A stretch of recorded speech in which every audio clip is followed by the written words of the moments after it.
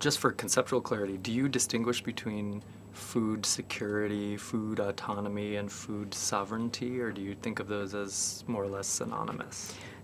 I don't think of them Okay. as synonymous. They're different concepts. So food security, you could be food secure in a prison, just to put an extreme example. So you have access to food. You have access to Okay. food, you're being given food, and there's enough supply. Okay. But you have no control over what kind of food you're eating, let alone growing that food. So food sovereignty is really about the rights and control over how we produce food and what kind of food we grow.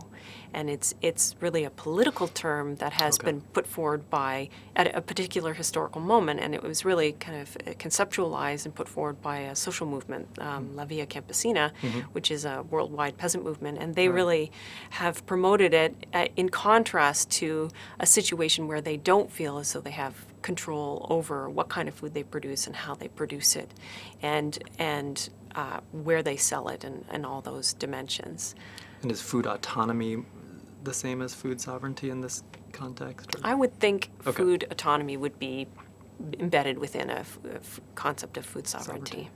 Is the complaint that the government isn't doing enough to allow regions to have autonomy or sovereignty, or is the complaint more that non-governmental agencies, big corporations or whatever, are somehow meddling with the local system such that they no longer have autonomy, or both? So it really, the idea really was born out of the international trade system, which has really transformed rural producers' lives. And if you take the example of Mexico, they were signed on to, the government signed on to the free trade agreement, the North American Free Trade Agreement. Yeah.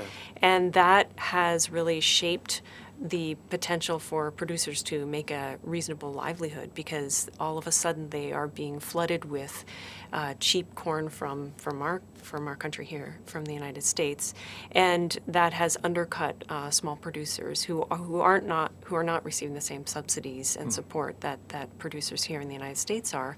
So and it's government working on behalf of corporations. in Yes, some and sense. the formation of the World Trade Organization is really a sort of global institution that enforces laws that work to the benefit of large multinational corporations, and does not really serve the interests of small-scale producers in the global south.